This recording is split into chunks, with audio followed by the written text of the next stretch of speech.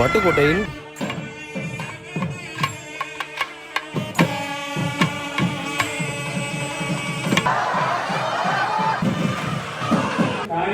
இந்த பெருந்திருவிழா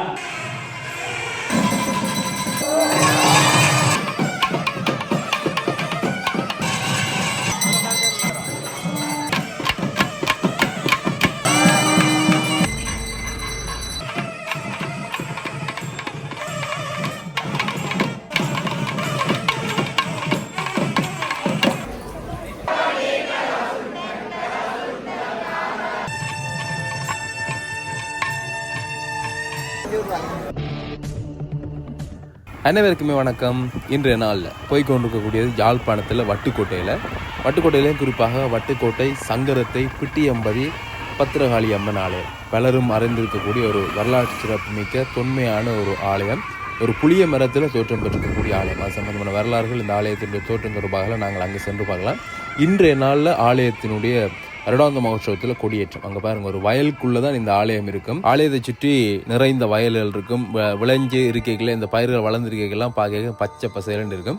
ஆலயத்துக்கு முன்னாலே தீர்த்தக்கணி மிக அழகாக காட்சி தரும். அப்படியாக ஒரு இயற்கைகளில் கொஞ்சம் கூடிய சூழல் அமைந்திருக்கக்கூடிய ஒரு ஆலயம் தான் இந்த சங்கரத்தை பிட்டியம்பதி ஆலயம். நாங்கள் எப்போ இந்த வீதியால் பயணம் செய்தாலும் இந்த அம்மனை தரிசனம் செய்து கொண்டு போகக்கூடிய மாதிரியாக அந்த வசந்த மண்டபத்திலிருந்து அம்பிகை காட்சி தந்து கொண்டிருப்போம். நான் மாலை வேளையில் இந்த பகுதியால் பயணம் செய்யும் பொழுது பார்த்து கொண்டு போய் அவ்வளவுக்கு ஒரு கண்ணுக்கு குளிர்ச்சியாக இருக்கும். அப்படியாக பிரம்மாண்டமான இந்த ராஜகோபுரத்தோட மிக எழில் கொஞ்சம் கூடிய இடத்துல இருக்கக்கூடிய இந்த ஆலயத்தில் இன்று நாளில் கொடியேற்றம் இடம்பெற போகுது. அந்த சிறப்பு பார்க்கலாம். மற்ற ஆலயங்கள் இல்லாத தனிச்சிறப்புகள் எவ்வளவோ சிறப்புகள் இந்த ஆலயத்தில் இருக்குது. இன்றும் பாரம்பரிய முறை மாறாத வழிபாட்டு முறைகளை கொண்டிருக்கக்கூடிய ஒரு ஆலயமாக இந்த ஆலயம் இருக்குது. அங்கே மூலஸ்தானத்தில் நீங்கள் பார்க்கக்கூடியமாக இருக்கும். சிவனும் உமையும் சேர்ந்து காட்சி தர வீரபத்திரருடனே பத்திரகாளியாக இங்கே காட்சி தந்து கொண்டிருக்கின்றார். வசந்த மண்டப பூஜை ஆரம்பமாக போது அதுக்கு முதல் ஈழத்தின் புகழ் பூத்த தவில் நாதஸ்வர வித்துவான்களுடைய தவில் நாதஸ்வர இசை இங்கே முழங்கி கொண்டிருக்குது. வசந்த மண்டப பூஜை ஆரம்பிப்பதற்கு முன்னரே ஒரு அருமையான ஒரு பாடல் இந்த இசையில் கேட்கக்கூடிய மாதிரி இருந்து அந்த இசையை கேட்டபடியே நாங்கள் வசந்த மண்டப பூஜையை பார்க்கக்கூடிய மாதிரி இருக்கும்.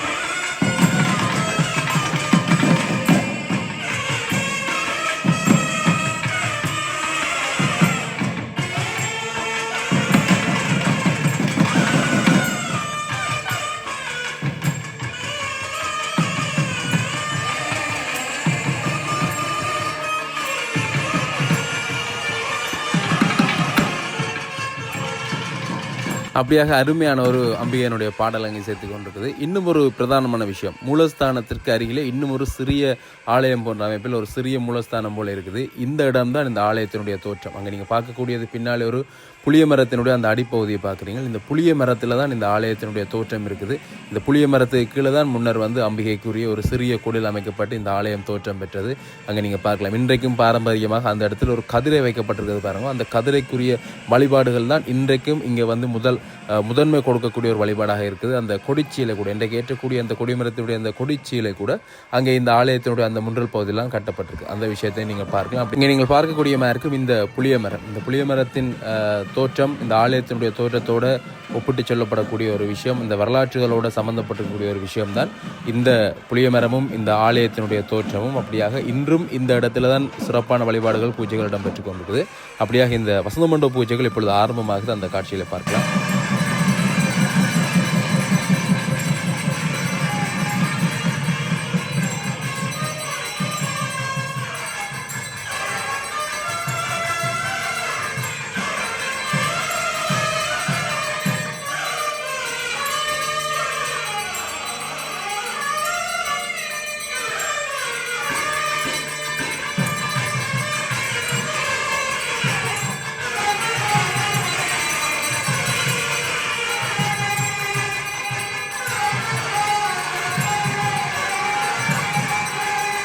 அப்படியாக முன்னர் நான் சொன்னது போலே பல வித்தியாசமான விஷயங்களை இங்கே ஆலயத்தில் பார்க்கலாம். அப்படியாக இப்பொழுது இங்கே அங்கே பூசை செஞ்சு கொண்டிருக்கிறவர் கூட ஒரு சுவாச்சாரியா இல்லாட்டி ஒரு பூசகர் அல்ல. இங்கே பார்த்தீங்கன்னா இவை இந்த ஆலயத்தினுடைய வழிவந்தாக்கள். இந்த ஆலயம் சங்கரர் வழிவந்த பெருமையினார் பரம்பரைக்குரிய ஆலயம். அப்படியாக அவர்களுடைய பரம்பரையில் இருக்கக்கூடியவர்களால் இன்றைய நாளில் இந்த பூஜை வழிபாடுகளை செய்து கொண்டிருக்கு. அப்படியாக இன்றைய நாளில் கொடியேற்றம் செய்யக்கூடியது கூட அவர்கள் தான். அப்படியாக ஒவ்வொரு வருடமும் ஒவ்வொருத்தர் மாற்றம் பெற்று இந்த கொடியேற்ற நிகழ்வுகள் இடம்பெறும். அப்படியாக ஒரு தனித்துவமான சிறப்பை கொண்ட ஒரு ஆலயம் தான். இன்றைக்கும் பார்த்தீங்கன்னா அங்கே பூஜகர்கள் இருந்தாலும் கூட இங்கே தீபாராதனை காட்டப்படக்கூடிய விஷயங்கள் மற்ற பிரதானமான விஷயங்கள் எல்லாமே இந்த சங்கரர் வழிவந்திருக்கக்கூடிய பெருமையினர் பரம்பரைக்குரியவர்கள் தான் இந்த வழிபாடுகளை அன்று தொட்டு இன்று வரை இந்த ஆலயத்தில் செய்து கொண்டிருக்கிறார்கள்.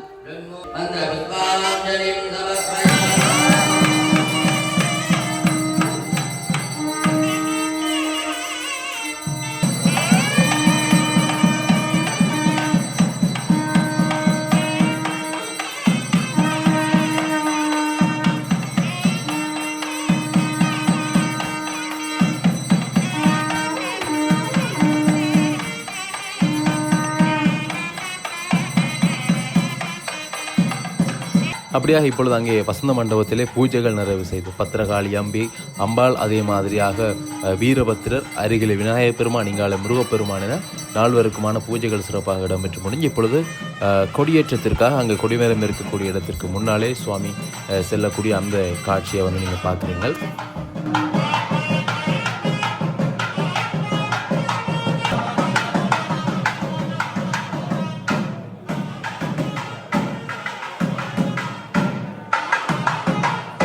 நான் முன்னர் சொன்னது போல இந்த ஆலயம் தோற்றம் பெற்றக்கூடிய இடமான அந்த புளிய மரத்தடியில் சிறப்பான பூஜைகள் இடம்பெற்று இப்பொழுது அங்கே இருந்து தான் பார்த்திங்கன்னா அங்கே அந்த இடத்துல தீபாராதனை எல்லாமே காட்டப்பட்டு அதன் பின்னர் நான் முன்னர் காண்பித்திருப்பேன் உங்களுக்கு அந்த கொடிச்சீலையானது அங்கே தான் இருக்குது. அந்த கொடிச்சீலையை இப்பொழுது அங்கேருந்து சுமந்து ஆலயத்தினுடைய உள்வீதி பகுதியை வலம் அந்த இடத்துக்கு கொண்டு வர போகிறார்கள். இப்பொழுது அங்கே தீபாராதனை காட்டக்கூடிய அந்த காட்சியில் நீங்கள் பார்க்கலாம்.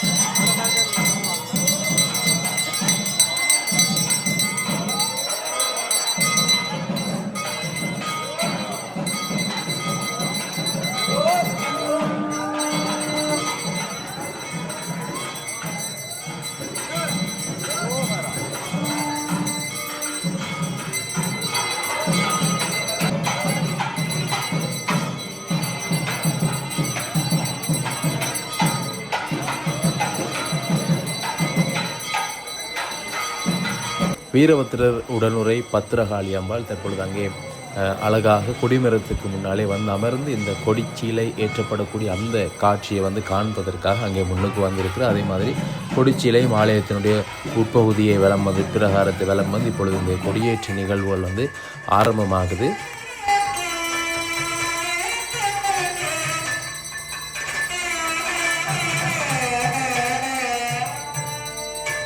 நிறைந்த மக்களை இந்த ஆலயத்தினுடைய உட்பகுதியில் நாங்கள் பார்க்கலாம். இந்த பகுதியில் இருக்கக்கூடிய இந்த வட்டுக்கோட்டை, சுழிபுரம், மூலாய், இந்த பகுதி முழுவதுமாக இருக்கக்கூடிய மாவடி, அதாவது இதை சூழ்ந்திருக்கக்கூடிய பகுதி முழுவதுமாக இருக்கக்கூடிய மக்கள் வந்து அதோடு இன்றைய நாள் ஞாயிற்றுக்கிழமை வரை நிறைந்த அடியவர்கள் இந்த அம்மன் மீது பற்று கொண்டிருக்கிறார்கள். என்றால் ஒரு மிக சக்தி வாய்ந்த ஒரு புதுமைகளை நிகழ்த்தக்கூடிய ஒரு தெய்வமாக வட்டுக்கோட்டையில் இருக்கக்கூடிய ஒரு அம்மன் இந்த பிட்டியம்பதி தாய். அதோடு ஒரு பயம்பெறும் இந்த அம்மன் இந்த ஆலயத்தை பற்றி நினைக்கல வந்து இந்த அம்மனுக்கு ஒரு பயத்துடன் கூடிய ஒரு பக்தி வந்து வழிகாட்டுறது வந்து இந்த ஊரில் இருக்கக்கூடிய அவையர்களே சொல்வார்கள் நேரிலே அம்மன் வந்து அப்படி செஞ்சிருவா இல்லை இப்படி செஞ்சிருவா அந்த ஒரு மனப்பயத்தோடு அந்த பக்தியை கொண்டிருக்கக்கூடிய ஒரு ஆலயம். அப்படியாக இப்பொழுது அங்கே மூலஸ்தானத்தில் இருக்கக்கூடிய சுவாமிகளுக்கு தீபாராதனை காட்டப்பட்டு இந்த கொடிச்சீலை ஏற்றப்படக்கூடிய அந்த நிகழ்வு வந்து நீங்கள் தொடர்ந்து பார்க்கலாம்.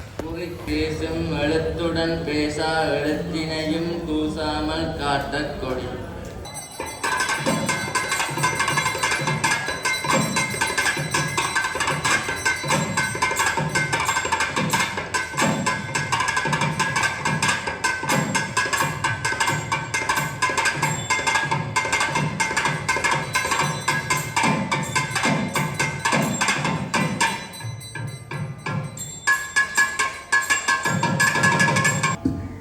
महासमुद्रमध्ये श्रीमद्गंगायां वीणागानपुरस्य पश्चिमपार्श्वे बट्टुमानगरे संगरत्तैग्रामे पिट्टियम्बदीति नाम्नालङ्कृतप्रसिद्धप्रख्यातशक्तिपीठे निवासभूदिन्यायाः तिन्त्रिणीमूलवृक्षनिवासः श्रीवीरभद्रसहित भद्रकाल्यम्बिकायाः मुक्तिश्चनुष्ठीयमान विश्वावसूनाम संवत्सरदोष प्रायश्चित्तकर्मणि मीनमास उत्तरवल्कुणी नक्षत्र रथ प्रधान ब्रह्मोत्सवे दिव्यमंगलध्वज आरोहण मुहूर्त सुखिनो भवन्तु.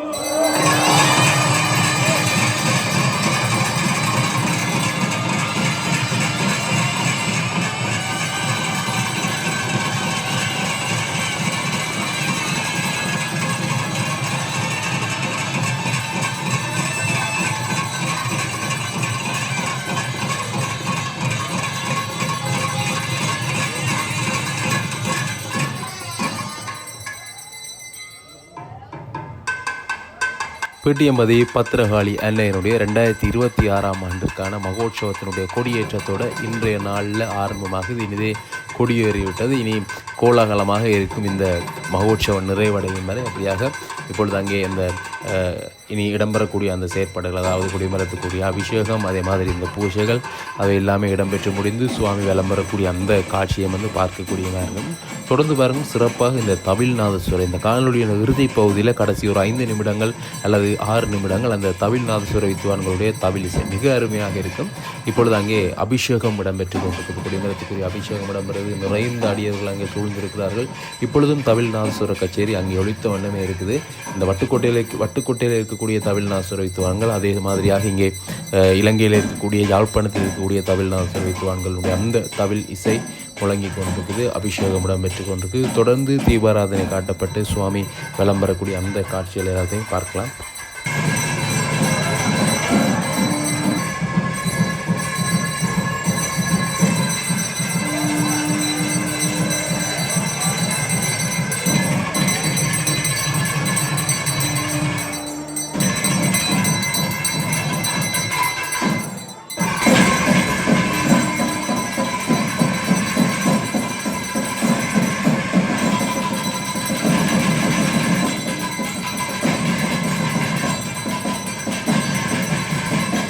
துணையோடு விசுவாவசு ஆண்டுக்குரிய பிரம்மோற்சவ பெருந்திருவிழா இன்றைய தினம் முதலாவது புனித நாளாக தாயார் முன்னிலையிலே ஆரம்பமாகி கொடியேற்ற வைபவமாக நடைபெற்றிருக்கிறது. இந்த கொடியேற்ற வைபவத்திலே தரிசனம் செய்து கொண்ட ஆலயத்துக்குரியவர்கள், விழாவுரியதாரர்கள், அடியார் பெருமக்கள் அனைவருக்கும் எல்லா விதமான செல்வப்பொருள்களும் கிடைக்க வேண்டும், எல்லோரும் இன்புற்றில் சகல பசுபட்சி தாவர ஜெங்கமாதிகள் எல்லாம் அபிவிருத்தி அடைய வேண்டும், எல்லோரும் உயர்வு பெற வேண்டும் என்பதற்காக அம்பாளுடைய அந்த கொடியானது எமது உள்ளம் போல மேலே உயர்ந்தெழுகின்றது. இன்றைய முதல் தீர்த்தோற்சவங்களை வரக்கூடிய தினங்கள் அவ்வளவு தினங்களும் நமது உள்ளம் எம்மிடத்திலே இல்லை, தாயாரிடத்திலே பறிகொடுத்து உயர்ந்த நிலையிலே நமது உள்ளத்தை தாயார் வைத்திருக்கிறாள். அந்த உயர்ந்த நிலையிலே நாம் ஒவ்வொருவரும் இருந்து அனார்ந்து பார்த்து அந்த தாயாரை வழிபாடு செய்யக்கூடிய நிலையை இந்த தாயார் ஏற்படுத்தி இருக்கிறார். அப்பேற்பட்ட உன்னதமான வைபவமாகிய இந்த கொடியேற்ற பெருந்திருவிழா அனைவருக்கும் எல்லா விதமான மங்களங்களையும், நோய் நொடியற்ற வாழ்வையும், சகல செல்வப்பேறுகளையும், கல்வி உத்தியோகம் உயர்வு முதலான பல பதவிகளையும் தாயாருடைய இந்த பெருந்திருவிழா அனைத்து ஆன்மாக்களுக்கும் வழங்க வேண்டும் என்று எல்லோரும் சிவாச்சாரியார்கள் அனைவரையும் வாழ்த்தி இருக்கிறார்கள். தேவஸ்தானத்து அர்ச்சகர்கள் வாழ்த்தி இருக்கிறார்கள். இந்த வாழ்த்து ஒளிக்கு அமைவாக எல்லோரும் இன்புற்று இருப்பார்களாக. அம்பிகையுடைய திருப்பரந்தாளில் இருக்கக்கூடிய பெருங்கருணை பகிர்ந்து அனைவரையும் சென்றடைந்து எல்லோரையும் மண்ணில் நல்ல வண்ணம் வாழலாம் வைகளும் வெண்ணி நல்ல அகதிக்கு யாதுமோ குறைவில்லை கண்ணி நல்ல அகுதுரு கடுநல்ல கடநகர் பெண்ணி நல்லாளோடு வீரபத்திர பெருமானாகிய பெருந்தகை விட்டியம்பதியில் இருந்து அருவியவே என்று இந்த இடத்திலே விண்ணப்பித்து அந்த இறைவனுடைய திருவருட்புரினாலே எல்லோரும் பரம சந்தோஷமாக சௌக்கியமாக லோக கல்யாணார்த்தம் மகோத்சவம் உலக மகிழ்வுக்காக மகோத்சவம் செய்யப்படுகிறது என்று ஊடகங்கள் சொல்லுகிறது. அந்த உலகமே விய வேண்டும், உலகம் சாந்தி பெறட்டும், உலகம் நன்மை பெறட்டும், உலகம் அமைதி அடையட்டும், எல்லோருடைய வாழ்வும் சிறக்கட்டும். உலகமே மீது சமீபத்திலே ஏற்பட்டிருக்கக்கூடிய சங்கடங்கள் எல்லாம் தாயாருடைய திருவிழாவோடு கூடிய விதமாக விலகி எல்லோரும் இன்புற்றிருக்க வேண்டும் என்று தாயாரத்திலே திருப்பாதங்களிலே இதை விண்ணப்பமாக வைத்து நிறைவு செய்கிறோம். எல்லோரும் மண்ணில் நல்ல வண்ணம் வாழ்ந்திருப்பார்களாக. தொடர்ந்து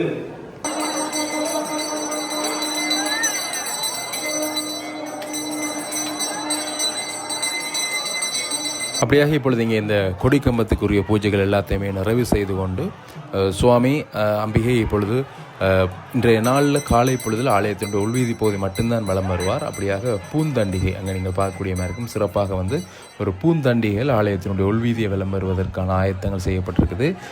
அழகாக வந்து இங்கே அமர்ந்து இந்த ஆலயத்தினுடைய உள்வீதி பகுதியை வலம் வரக்கூடிய அந்த காட்சியை வந்து பார்க்கலாம்.